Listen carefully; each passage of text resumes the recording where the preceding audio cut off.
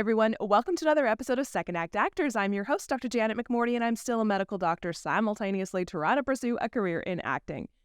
If you're watching this on YouTube, you will notice things look a little bit different. I still got my same old plain gray background, but I'm literally holding my microphone in my hand. I just moved, and I have yet to set up my new recording studio space. Why do we accumulate so much junk in our lives? Oh my goodness. And of course, the last thing to unpack is my studio space. And it's the thing that I needed, almost instantaneously once I moved. Anyways, irregardless, this episode is fabulous. Fabulous. My guest this week is Chris Soucy. Chris was a member of the U.S. Army, so he's a veteran. Thank you, my friend, for your service. My goodness. Turned actor, writer, puppeteer, and director. Oh my goodness. This episode is unreal. He is a storyteller. He loves storytelling and just story in general in all the definitions of the word. How we pass stories down through generations, what we should be doing as a community of artists, as human beings on this planet. Oh, this episode is so juicy and filled with incredible words of wisdom that I love. You know I love the words of wisdom.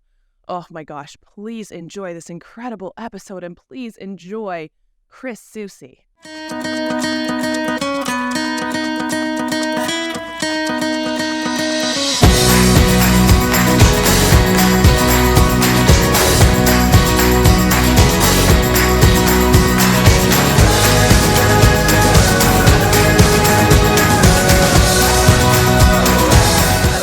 If you ever feel this about, like, when I was signing this NDA, I was like, is this really that important?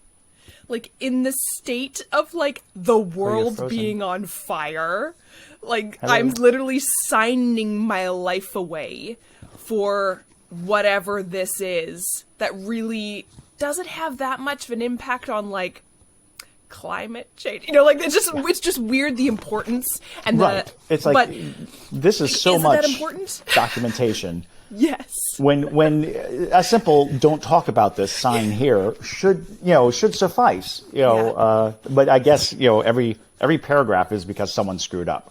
Well, it's kind of like that. I always laugh at we joke about why does it say "caution hot" on the cup of coffee that you get handed? Like, there's a reason why. And there's a reason why there's a picture of someone being crushed by a vending machine on every vending machine. Yeah.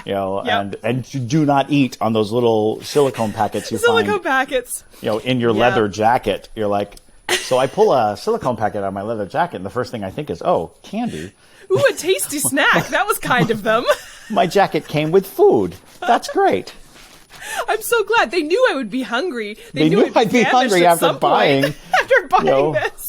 They're putting, a couple $100 down on this jacket. They put an itty bitty little thing as treats in my pocket. So kind of Danier Leather to do that. They really thought this one out. I think also about, I kind of have to check myself when I was signing these things, being like, oh, for God's sake, this is so silly. Like, literally, we're having, this discussion. But then, this is so millions and billions of dollars and maybe not millions, but a lot of people's jobs. Right? Oh, so yes. This big fandom or whatever, this video game, this series or whatever, will it change the fact that the world is on fire? No, but it significantly impacts so many human beings because it's their livelihood. I'm like, yes, just check yourself. Oh, sure. And, it's funny because I think right on the very tip top of reasons to do this, is to make the world a better place. Regardless, you are contributing. And so when you think of, no, it's not going to change, it's not going to have any effect on climate change, it's not going to do anything. It's like, well, actually, everything we do is about a quality of life, and people forget that art is essential. They tend to believe that it is frivolous, and you can absolutely see that by policy. The first thing is to get cut. People are like, oh, well, art is frivolous and art doesn't mean anything. It's like, oh, really? Well, tell me what the gross national product of Egypt was. Can you tell me anything about Egypt outside of what we see in their art? and what we see in their beautiful architecture and in their achievements. We don't know much about any culture other than their art. Their art is supposed to encapsulate it. It's supposed to, promote it. It's supposed to inspire it. And people forget that. People are so quick to say, no, this is the first thing to go so that we can focus on the real important things. And it's like, well, no. The real important things is that as human beings, we must express ourselves. And I think a big part of it is storytelling, right? Like you were saying, like art is storytelling. But art is storytelling. All art and all history and all culture, right? How we have made, like you were saying, the history of Egypt, of anyone, or like how we even let others in the world know for generations to come about the technology that we made, about STEM, about everything, is the storytellers who will write it down, who will film it, who will, whatever futuristic storytelling devices there will be in the future. Right. That's how they'll TikTok about it, right? That's the way that our culture, sustains itself. It stays. Absolutely. Yeah. Yeah. It is. It's funny because it does come to that weird conversation where you're like, is not the point of living to express and to, convey the message of life to the next generation and the next generation and the next generation, regardless of, whatever tasks or jobs or things that we have in our lives. We're trying to build some kind of foundation that will hopefully, and if that is to sit down with your kid and make up a fun story to entertain them in the wee hours of the night so that they'll go to sleep, or making a $300 million movie, they are linked intrinsically with the human condition, with the idea that we have to express ideas from one person, the storyteller, to the other person, the audience. And to be any part of that cycle is so vital and wonderful and amazing, and should be, a requirement of everybody to learn the simple art of storytelling. And mind you, some of the greatest storytellers I've ever met were in no way involved in the arts as a whole. They were just very good at encapsulating their sensations and their feelings, and they'll, sit at the bar and just tell you a story that happened to them, and they are flawless storytellers because they have such a sound understanding of who they are. And then when they convey who they are in a situation, it's so entertaining and it's so wonderful, and you could just listen to them for the entire evening. And I think that's what all storytellers should strive to do, is be so sure of themselves and who they are that they can convey the story across in such a comfortable and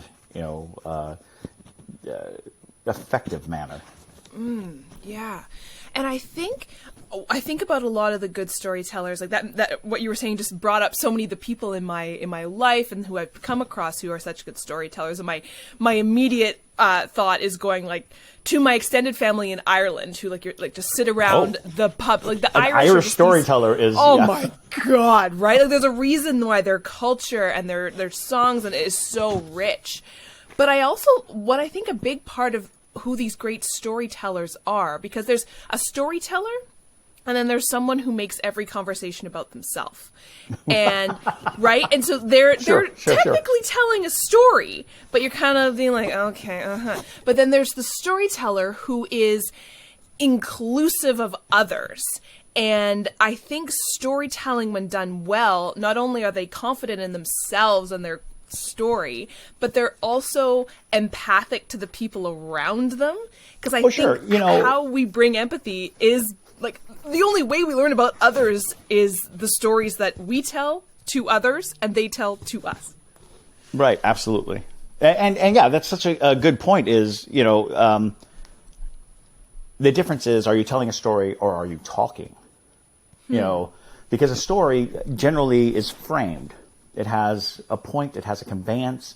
When you're just talking about yourself, it is not that is not a story. You know, you can listen to a story, or you can listen to somebody talk.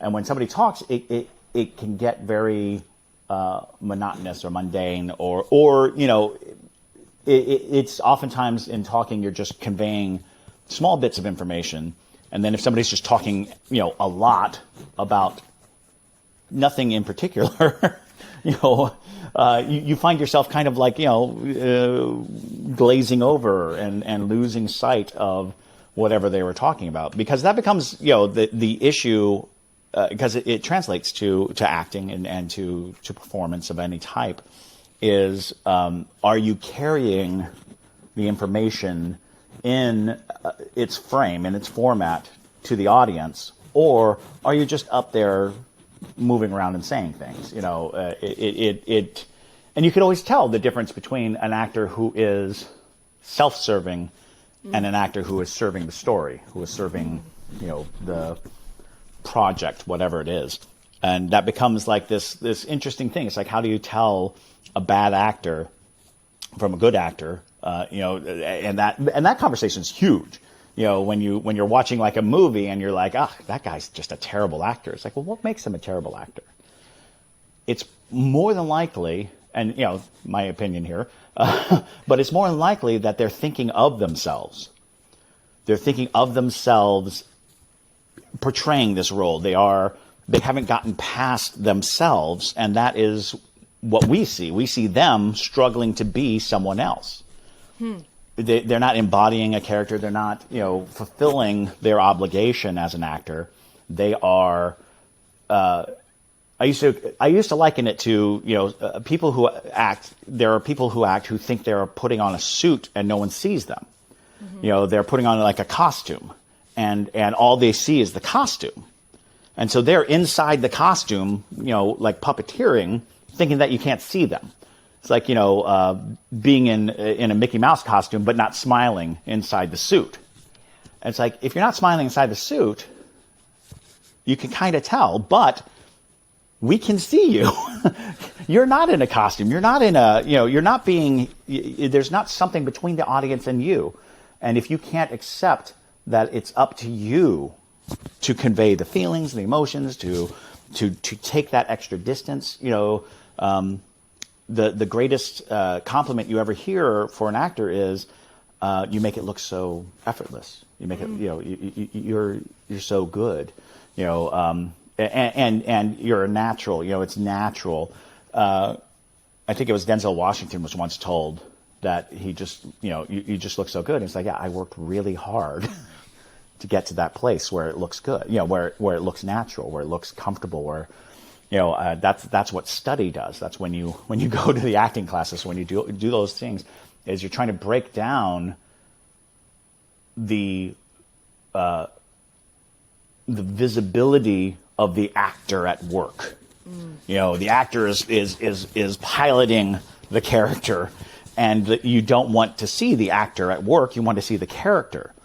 And sometimes you'll even say that you can get pulled out of a great performance by how good it is. You know, how often have you watched something that was so brilliant that you had to stop and go, that guy's just acting his butt off. You know, that guy's incredible. Or, you know, that woman just tore it up. You know, is just chewing up the scenes. It's like, yeah, but did they take you out of the story?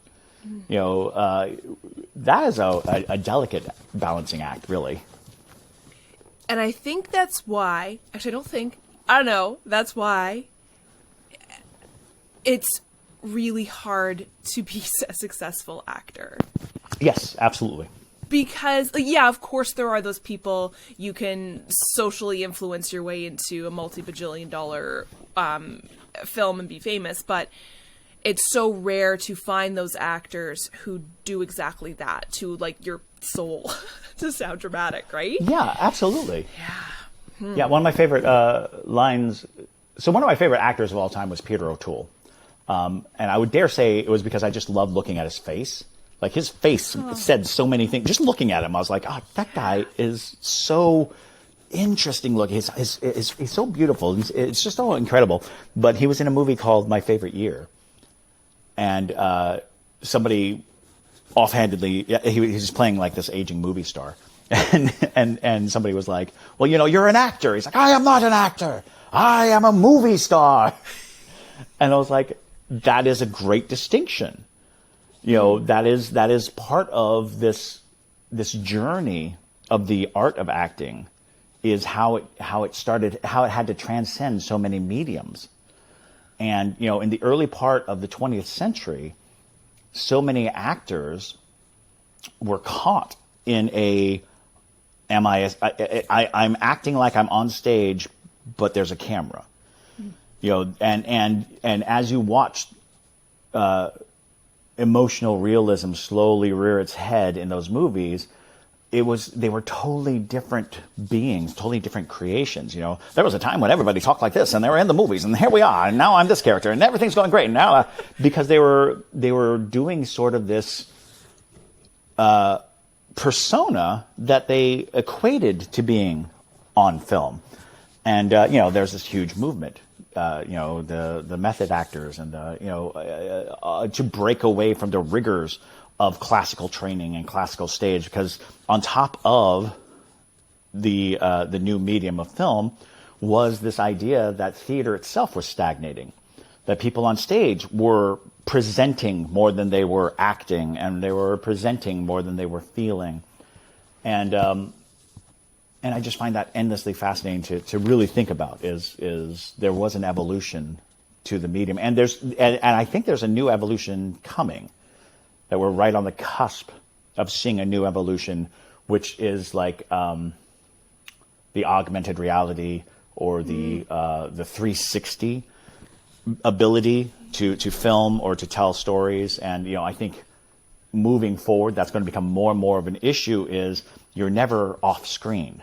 Like it's going to come to a time when there are no cuts, because people can just look at you. If you're there, you'll be able to turn and look at an actor who's not speaking or doing anything, but you're going to have to remain in character, remain in space, and it's more like stage acting at that point. I was about to say, it's like theater again. Right. Well, and I think that's going to be an interesting thing about theater, is being able to like drop a 360 camera on the stage of a theater and having people act and interact around it. And now people at home can watch a live theater event, but not from the audience, but from the stage. And I think that there's going to be more and more things like that, live, performances, because living theater is a difficult thing right now, because it does smack a little of elitism. Only a very small fraction of the audience is going to see the best of it.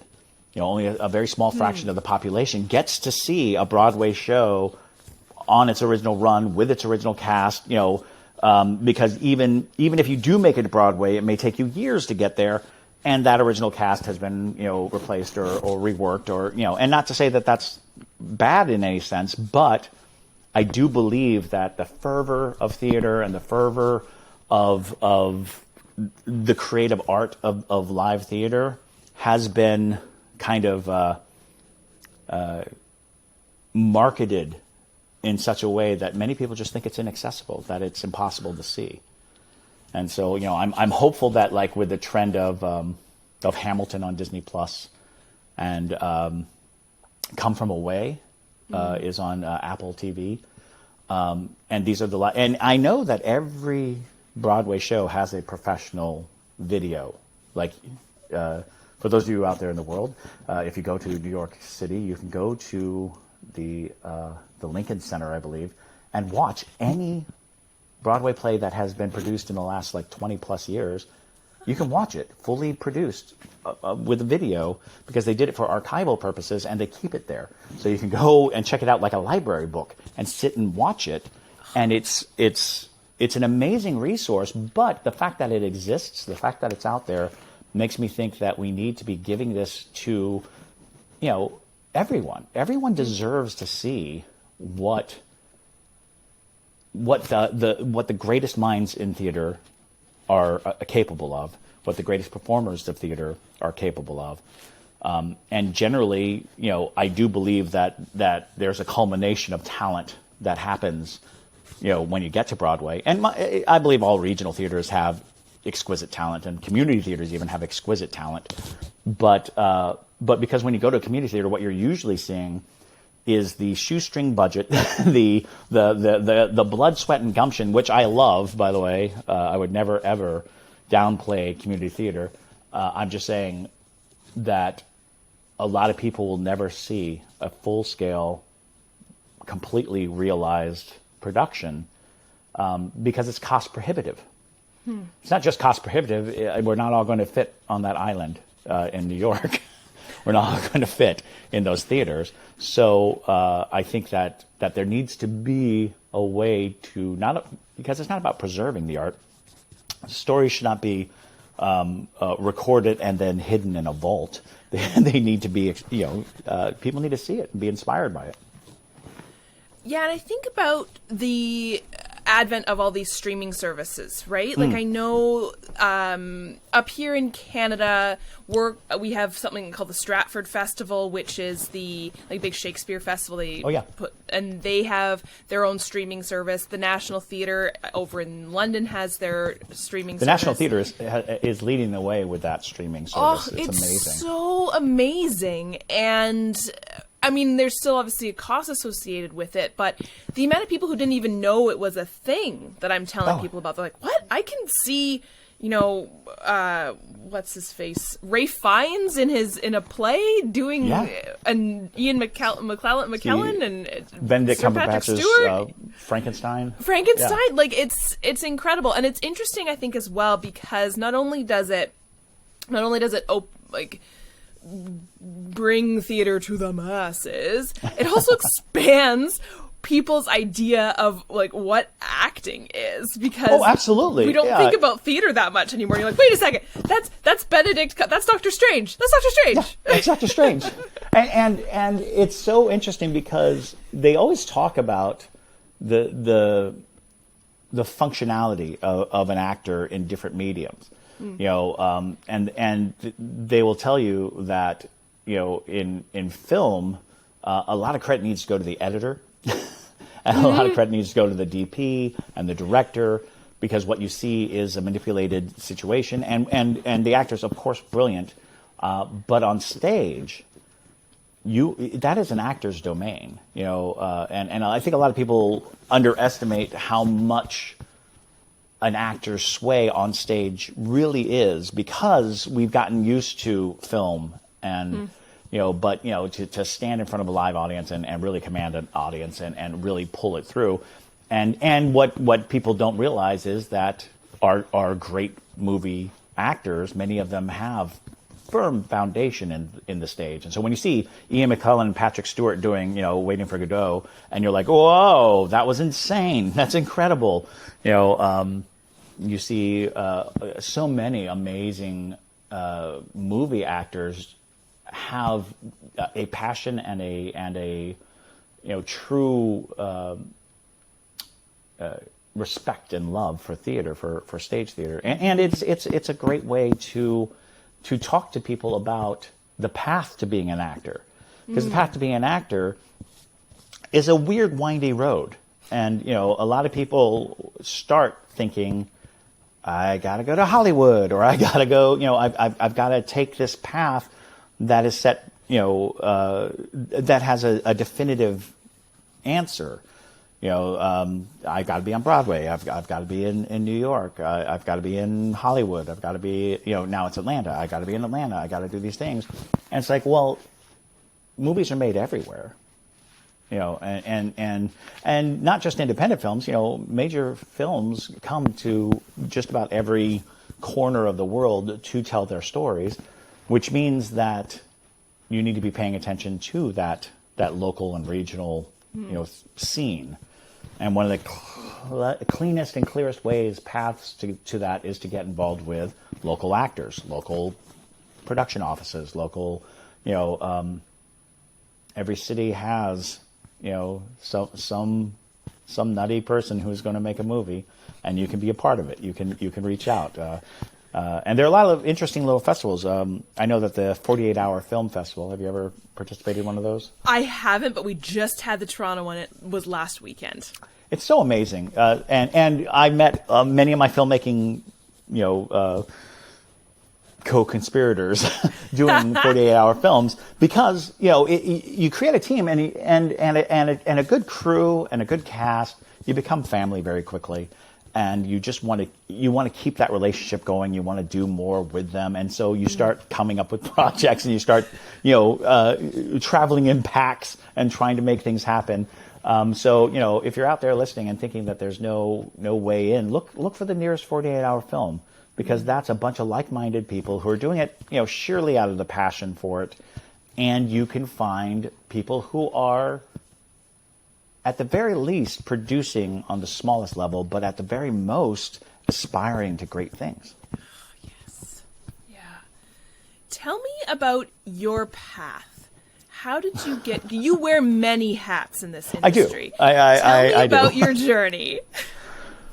So it's interesting, because I was a drama theater kid, in school,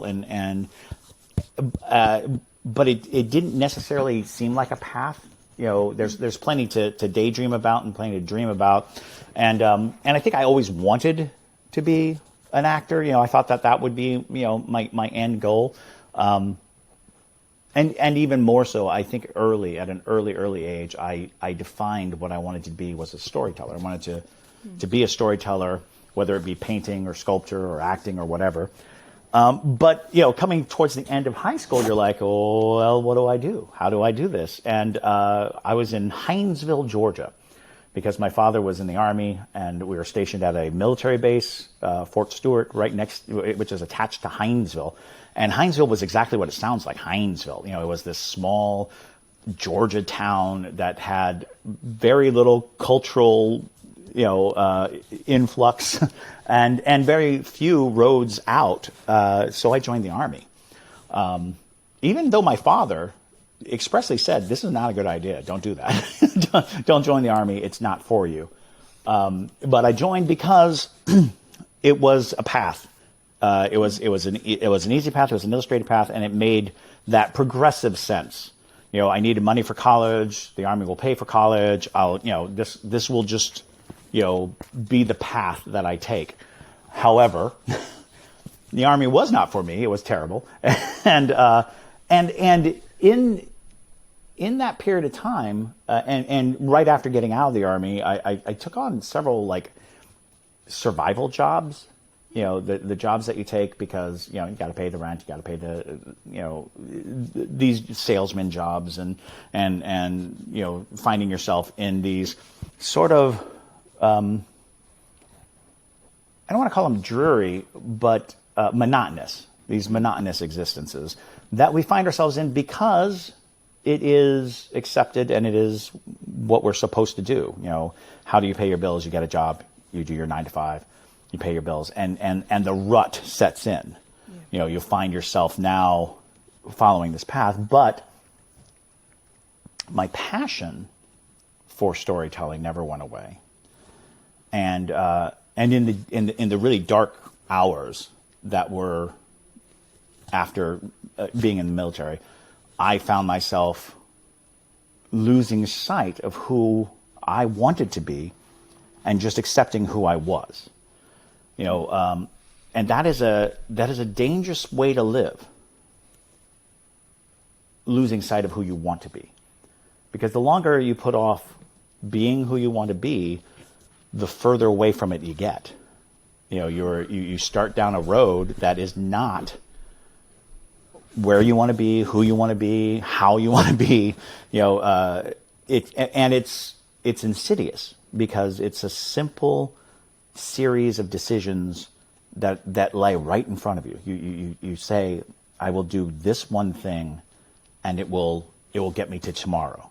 And then tomorrow comes, and you'll say, well, I'll do this small thing, and each one is a step away from where you want to be. Luckily, my sister was in town. We ended up in Savannah, Georgia, which was really weird because I thought I would never come back to Georgia. But my sister was like, I'm not moving again. She was sick of moving. We moved all our lives. We had moved, 16 times before we were 16. And, it's just our whole life had been transitory. And I thought that would be my life forever. I thought surely I would always move every 2 to 3 years. That would be just the way of things. However, my sister was like, no more. I'm digging in. And she dug in. And she was on her way to being a psychiatrist. So she was like pre-med.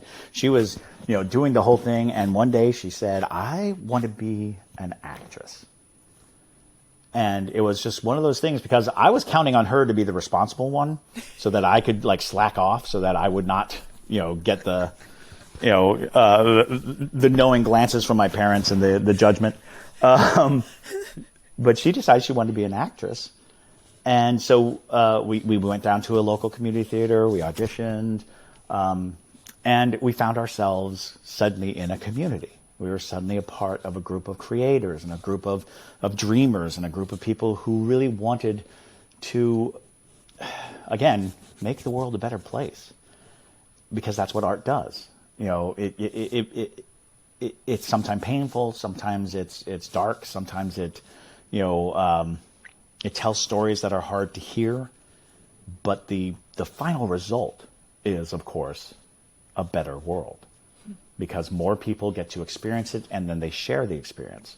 When an entire audience is breathing the same breath and crying the same tears and having the same moment all together, that is a wonderful congregation that you've created. And when they walk out of the theater, having shared that experience, each of them goes away connected to each other. And, you're creating this wonderful net. So, we got to see day by day these wonderful things happening. And you find yourself doing the day job, but also doing your passion, and unfortunately, that's how people get into the idea that acting is a hobby, that, theater is a hobby, that, all of it is just, something you do in your social time, something you do for social, networking and just to hang out with your friends and things like that. And so as time went on, I found myself doing more and more intriguing work. I got to be a puppeteer. So I've been a puppeteer for about 30 years now. Love it. I got to travel all around the country doing puppets, having a wonderful time. And puppeteering taught me so much about art and acting and expectations, because people have expectations. When you say, I'm putting on a puppet show, their expectation is, kids' birthday party and things like that. But, I've seen truly life-changing puppet shows that dealt with such intense themes and such intense, material that, you can change people's lives. And so it's like, okay, puppets aren't just, kiddie stuff, and puppets aren't just for entertainment. You can educate, you can emote, you can do things with puppets that you can't necessarily do face to face because there's a cushion. And it's funny because that's where I learned that when I'm acting through a puppet and I'm using my hands to act, I feel safe from judgment. So now I'm free because they can't see me, they see the puppet. And I think a lot of people think that's what's happening when they act, is that people can't see me. It's like, well, yeah, I know they're looking at you. That's what they do see you. So you have to fill the entire character. Otherwise, the distance between the surface of the character and the person performing the character is going to be obvious, and you're going to look like a bad actor. So I started doing that. I started writing a lot for stage. And in playwriting, I was playwriting not because I had this great passion to be a playwright, but because there were stories that I wanted told, or there are holes in our season, and we didn't have money to pay for a script. So we're like, what are we going to do? And I worked for like a children's theater, and we did like 2 big shows a year that took up all the money we had. But our contract was to do like 7 to 10 shows. So we're constantly trying to come up with product and come up with content and things like that. And that led to writing for television and writing for films and finding myself in larger and larger circles, pretty much doing the same thing, just finding my way through connection and connectiveness to tell stories for people. Which leads me to last year, me and a friend of mine, a filmmaking friend of mine, we're lamenting because we made short films. The 48-hour film festival, we participated in a few times, but we found that what we have in Savannah is a big movie town. Lots of people film here because we can kind of disguise Savannah as a lot of different places at a lot of different times. So you see a lot of like Civil War because we have old buildings and old streets and things like that. But what we have in Savannah are a bunch of professionals who have to wait for a movie to come in and set up, for a TV show to show up, so that they can get work. And then there's a fever of work, and then it stops. And then we're waiting again. And people have moved here because the industry suggested that this is a place of high content, but now, they are very hand-to-mouth existence. And I was like, well, if we have so much talent, in front of the camera, behind the camera, why aren't we just going for it? Why aren't we producing? Why aren't we creating, much in the way that a community theater does? Why aren't we rolling camera? Why aren't we getting the people that we know can act, getting the people we know can crew, putting them all together and making things? So we did our first feature in August. We just got it together and we said, let's do it. Let's do it. And it was I will say a zero budget, but it really cost us about $4,000. Which is a zero budget to anybody in the industry. However, out of your pocket, you're like, oh, I could be buying a used car. So there was definitely this notion that, and again, if you're out there listening and thinking that it's all far away from you, it is not. Anything that you really want to achieve, especially acting, producing, directing. Right now, the vast majority of the population of this country carries in their pocket a better camera than has been used in films for 80 years of filmmaking. You got to realize that the camera on my iPhone is stupid. It's incredible. And the idea that we have these tools ready-made with us 90% of the time should tell you one thing, and that's you can be in charge of that particular destiny. Because when you start thinking of creation and you start thinking of movies, everybody immediately leaps to this idea of scope, huge scope, these big, gigantic movies. But the true trick of a big, gigantic movie is if it doesn't have the very small, insular relationship, they fail. There's no amount of CGI, there's no amount of spectacle that's going to make up for two people interacting in a meaningful way. So, if you cannot achieve the grand scope, big, gigantic monster of a movie, keep in mind that none of those movies would work without one person talking to another person and making that connection, or one person influencing another person and making that connection. So, get your phones out, tell your stories and work at it, because I'll tell you right now, the movie we made in August is horrible. It's not a good movie. But a lot of that has to do with time restriction, with having to figure out all these little pieces, because a movie's a huge thing, and lots of moving pieces. We had a crew of 5 and a cast of 7. And so, as we move through it, we're like, okay, I'm learning. I learned so much from doing that. So we are gearing up for our next movie, taking what we learned from that first movie, and we're like, you know what? And now we're asking for a budget. Now we're like, okay, this is what we could do with nothing.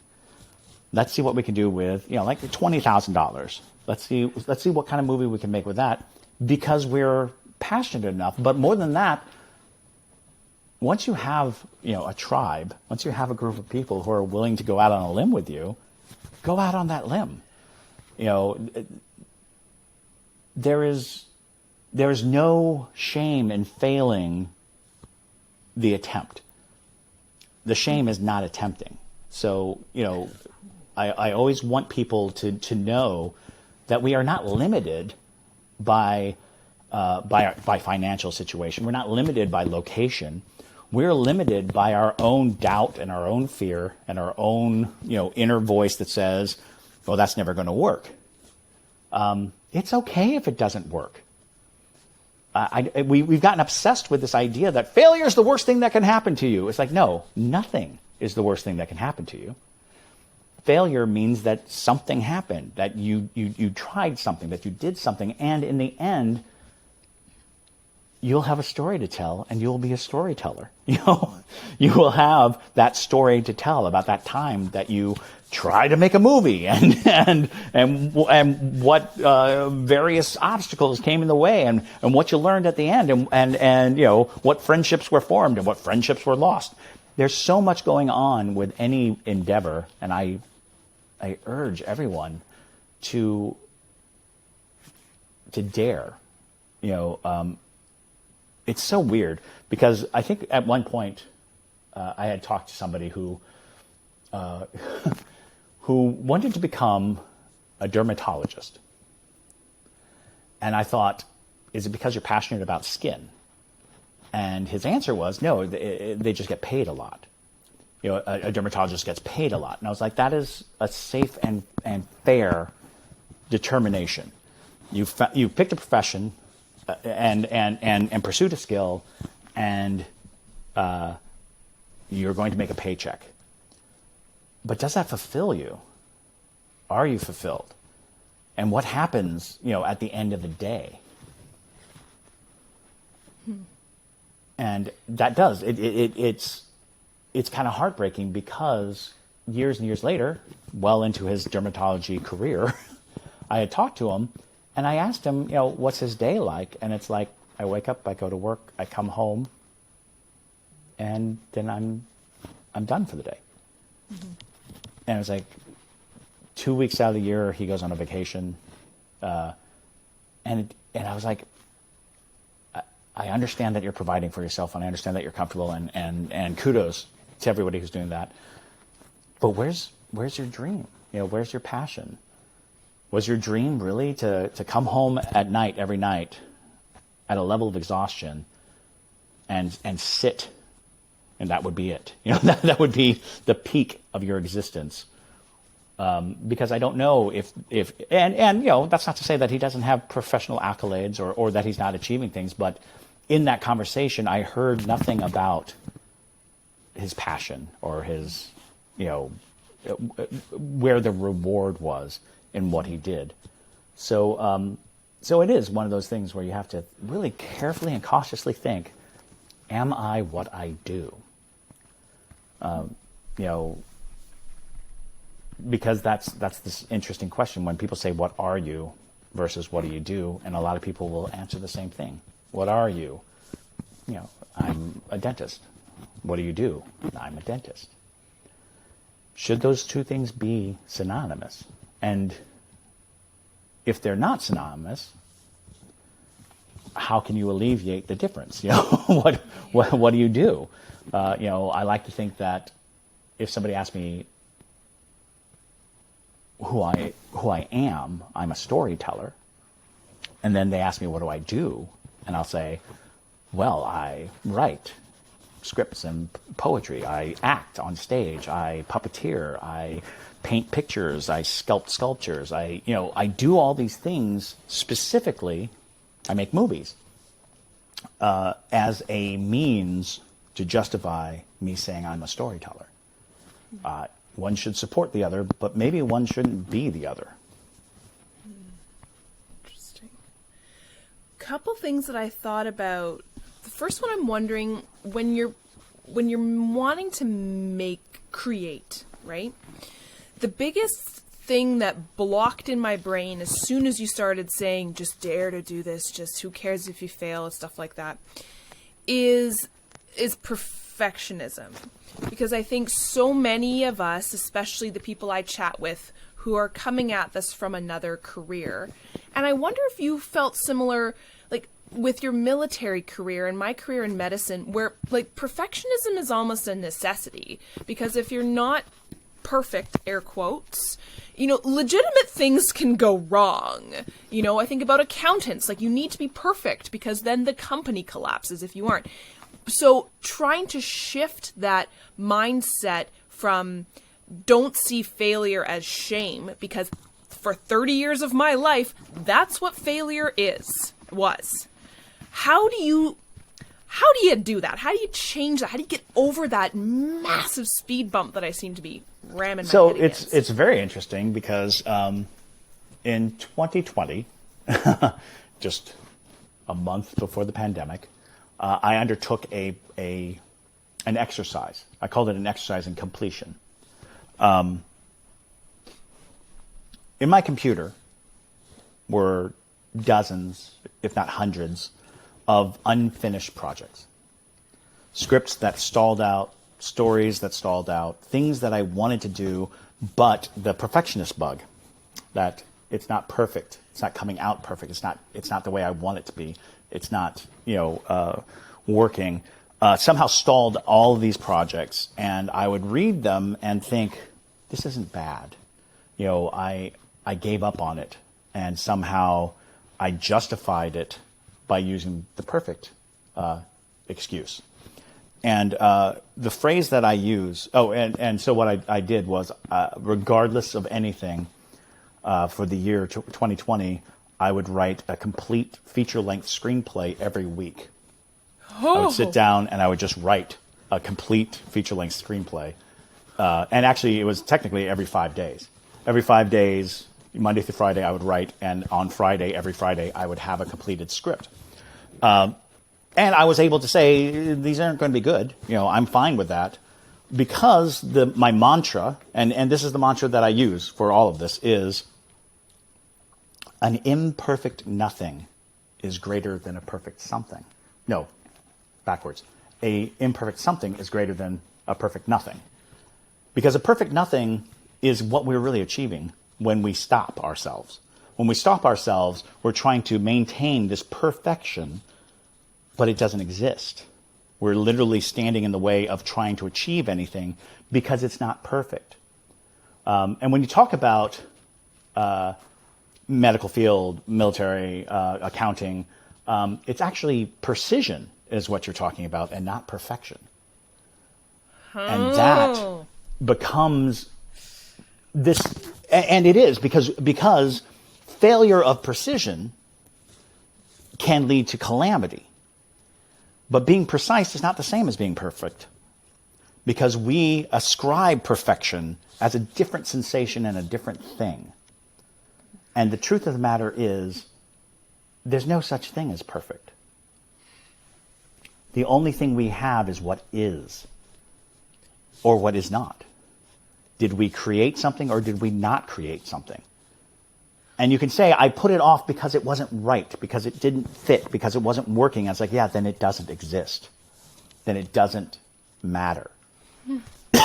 And if you want it to matter, then it has to be there. Something has to be there. And the concept of failure, again, only exists if you can measure it.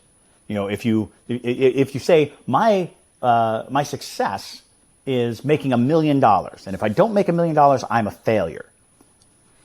That is such a rigged game that you've set up for yourself. You're not gonna win that game.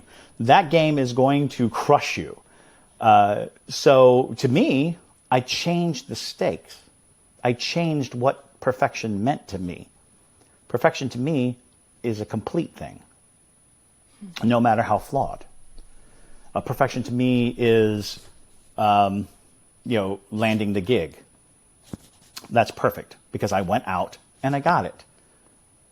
Now, the next stage will be execute it, and execute it to the best of my abilities, but spend no time trying to make it perfect, because the pursuit of perfection is actually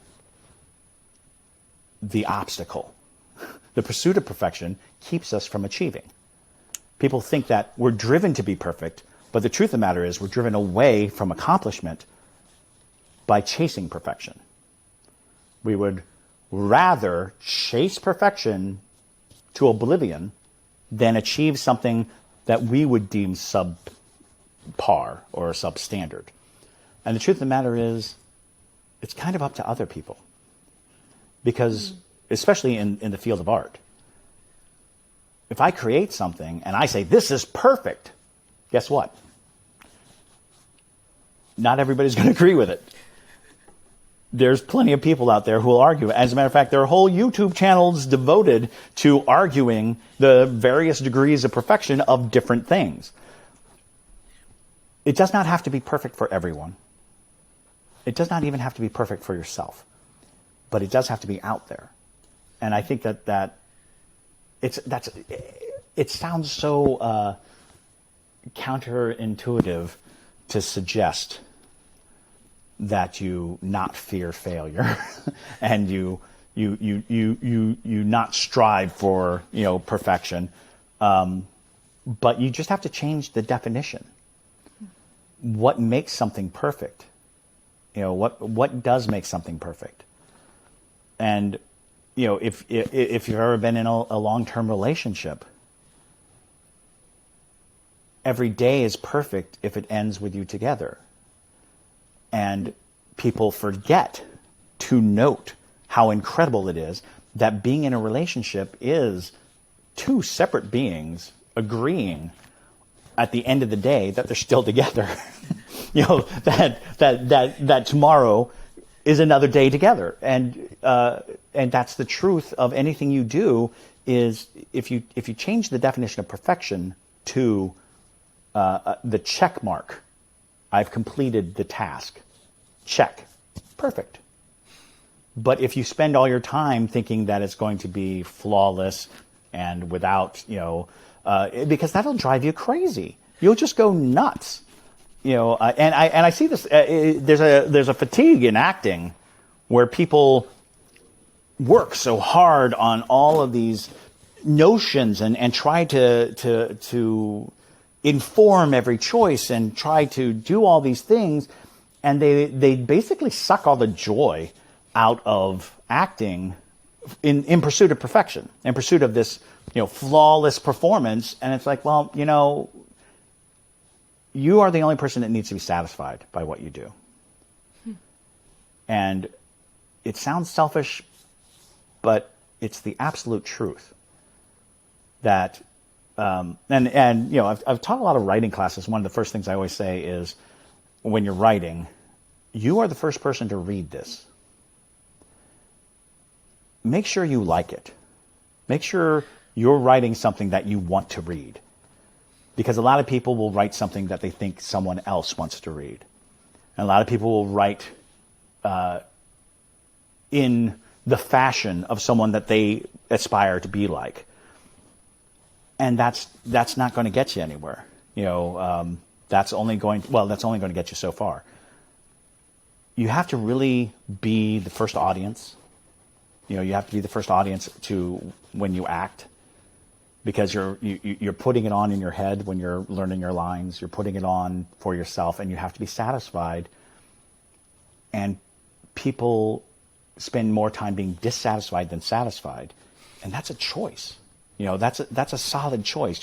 You're choosing to dwell on the stumbled line or the stumbled moment, or you're dwelling on not sticking the landing, so to speak. But again, now we're dealing with precision versus perfection. The perfect thing is getting it done. How precise you do it is a matter of work. How hard are you going to work on it? That is so inspiring, and it's inspiring. It's funny. I was like, what are all the emotions I'm feeling right now? I feel inspired. I feel relieved, because I think that the weight of perfectionism, and honestly, the weight of precision, right, is a heavy cross to bear. That sounds so dramatic, but I think true. It's true, right? As soon as I agree. As soon as you take the pressure off impressing other and think about what you're doing for yourself as selfish as that feels, like you were saying, that's all the pressure gone. Because if you can't impress yourself, like, come on, like, figure out how to impress yourself. Right. Be in love with what you do. You know, and that, you know, that does not have to be about creating art or doing or being an actor or anything like that. It's literally in anything you do. If you're a barista, if you're a surgeon, if you're whatever it is, if you're not inspiring yourself through interaction, through making your days mean something to yourself, you know, and people will always talk about, you know, the mundane tasks and the heightened tasks, and the mundane jobs and the heightened jobs. And the truth of the matter is, if you find yourself in that mundane world, in the standing at a cash register or doing something that most people deem to be, you know, just that gig, you know, world where you're trying to make your paycheck, just remember that when you're at work, that's not you. Reach out, reach beyond, do something in that free time, because, you know, what invariably happens to a lot of people I know is they do the job, and then when they get off of work, they try to escape all the drudgery of the job that they just did. And that usually spells it out as, you know, going to a bar or hanging out or just trying to justify being alive when the work isn't satisfying them. And the point is, you need to satisfy yourself. Be satisfied. Do something that brings you satisfaction. And there is a wide thing. I'm not even saying that, you know, going out and drinking with friends isn't satisfying, because I think maybe that is to people. It's not to me, but if that social circle that you're building and that tight-knit group of friends, and you go out and you have a great time, if that is what's satisfying you, then you are participating in life and not justifying the hours you work. But if you can, find jobs that give you the opportunity to feel satisfaction, you know, and if you're in a job that seems like drudge work, find avenues in that job to suggest satisfaction. You know, maybe it is a brighter interaction with coworkers or with the public. Maybe it is being creative in a field that is not normally recognized for creativity. But I do think that we were raised thinking that our duty is to others. But it's very hard to satisfy other people, especially in any work environment, because everybody has to have their own individual, you know, machinations going on. So satisfy yourself. Be aware that it's not selfish to want to be happy and to be productive. Those are not selfish thoughts. That is you wanting to contribute to the point at which you yourself feel better, you know, feel more whole. Don't let life punch holes in you without filling them in with something, you know. And I think that probably glosses over a lot of, you know, depressive states, a lot of difficulties that you're going to encounter in your life. But I do think that we should always be looking to fill the holes with something constructive, productive. And I always turn to art. I always think art is the answer. Storytelling is the answer to when life is punching holes in you. When life is punching holes in you, punch back with a story, or punch back with some method of informing other people how you feel. Because people underestimate how valuable that is.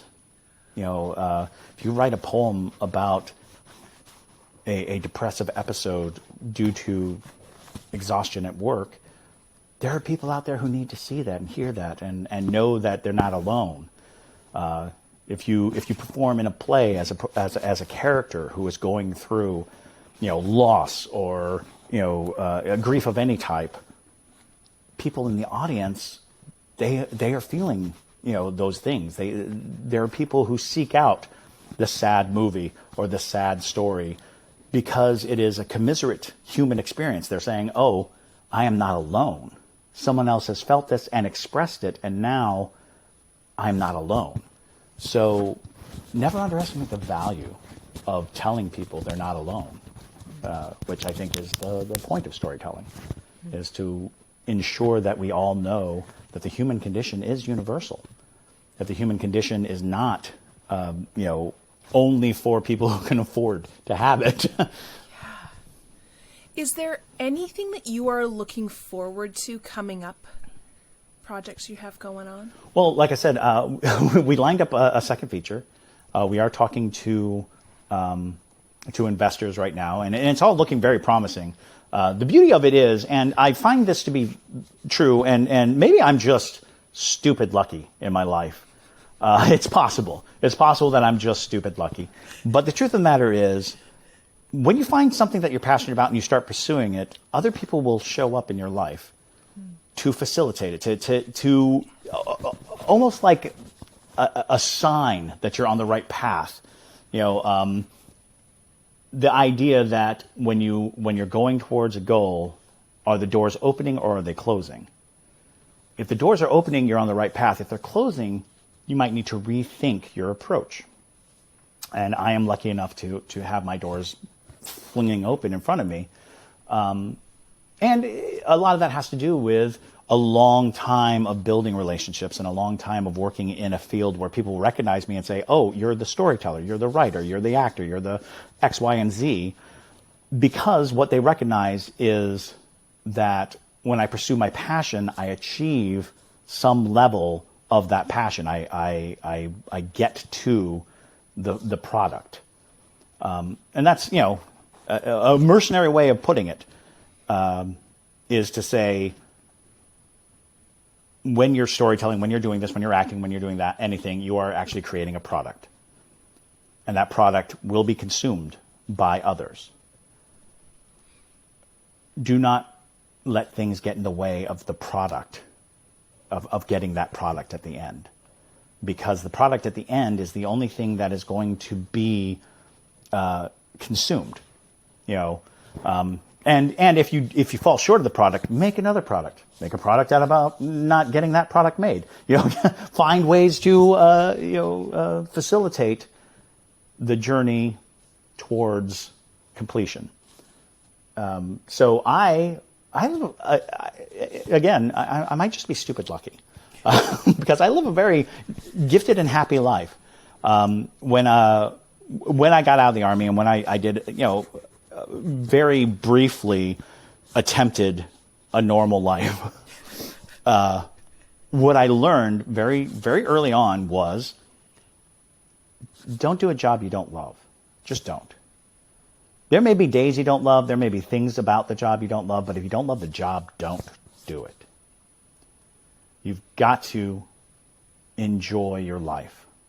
And let's say there is a job you don't love, but you can find aspects to love. Pursue the things you love about anything, any situation you're in. And if you cannot find something you love, leave. Go away. Get another job. People get so stuck in that pattern of thought that, it's all about security and securing this, very tenuous success. And the truth of the matter is, no. Change your definition of success. Change your definition of perfection. Look towards being happy. Because when you are happy, you become a source of happiness for others. When you exhibit being happy, other people use it as an example. I have a friend who is a brilliant puppeteer. She's an amazing woman, but she's always happy. And so one day, out of sheer awe of her, I asked her, how are you always so happy? Because, the world is not particularly a happy place, but every time I encountered her, every time we spoke, every time we saw each other, she was beaming and glowing, and everyone is drawn to her because she exudes happiness. And her answer to me blew me away because she said, I choose to be.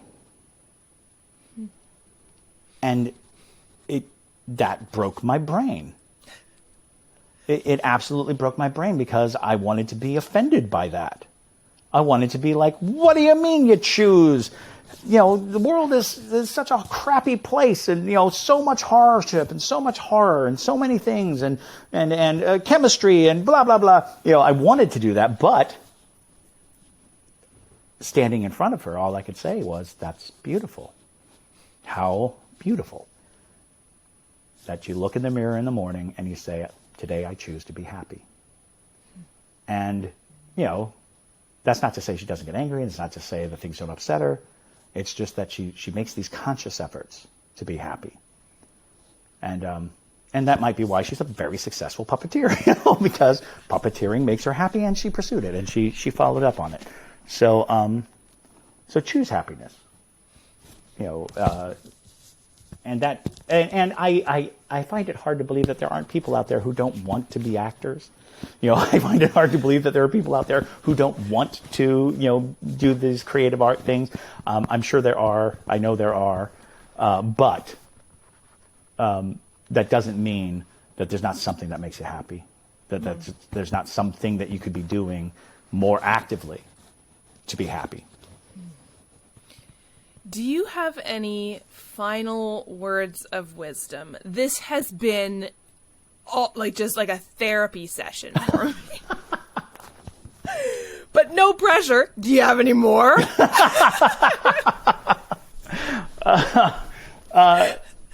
Yeah, I mean, I think the overriding message that I always have is do it. Do the thing. You know, and while it for me it applies to art, storytelling, filmmaking, acting, while to me it applies to those things, whatever it is to you, you know, think about those things that we shelve because we grew up, you know, quote unquote grew up. Think of those things that we daydreamed about as kids, and really look at what it was about those things. Because I find it interesting, you know, a lot of people will get into a field. Let's say, I know a guy who was an archaeologist, and when I asked him, why are you an archaeologist? He said, you know, Indiana Jones, Raiders of the Lost Ark. And I was like, oh, interesting that you went into the profession of a character in a movie. Have you ever thought that you want to just portray the profession in a movie? You know, the movie inspired you to take on, you know, incredible school student loan debt and pursue this very, you know, precision-filled, you know, field. But that was his dream, was to be Indiana Jones, and he took those steps to be more like the person that he idolized. And so I'm like, think back to the dreams, think back to those things, and there's an answer somewhere in there. Even if it isn't the profession itself, there's an answer in your dreams, in the dreams of old, the dreams that we put in boxes and said, I'm too old for this. We are not too old. Never. We're never too old. As long as you draw a breath, as long as you can think, you are not too old to dust off your dreams and examine them. What about those dreams really brought you joy or wonder or made you want to pursue them in the first place? And you might be surprised, because it might be, I saw it in a movie, or I saw it on TV, or I read about it in a book, which might suggest you need to make a TV show, make a movie, write a book. That might be somewhere in your path, because the things that influenced you to do whatever it is you do, or influenced you to dream what you wanted to do, you can be the captain of. You can take over that ship and guide other people towards their dreams. It's never too late to chase a dream. And again, there's no such thing as failure in chasing your dreams outside of not chasing them.